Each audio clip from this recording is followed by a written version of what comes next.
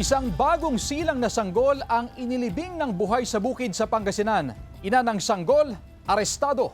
Naka-alerto CJ Turida.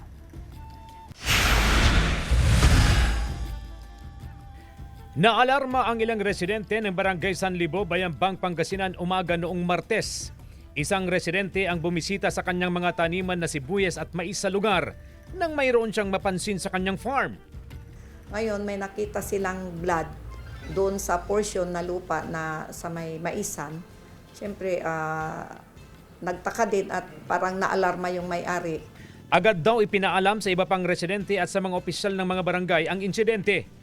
Sinundan daw nila ang bakas ng dugo upang malaman kung ano yun hanggang sa makarating sila sa isang puno ng mangga. May napansin sila na parang unusual na yung balonbon ng mga tuyong dahon ng mangga.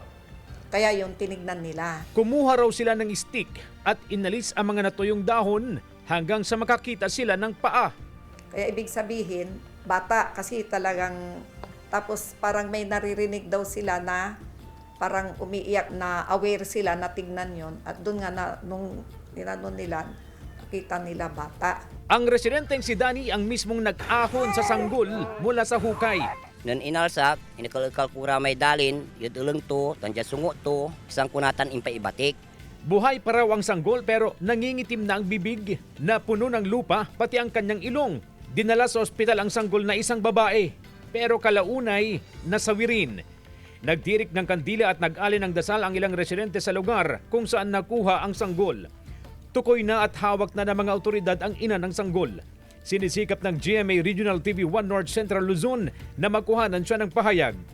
Patuloy ang investigasyon ng autoridad sa insidente. Kasama si Henry Duminsil, CJ Torida, 1 North Central Luzon.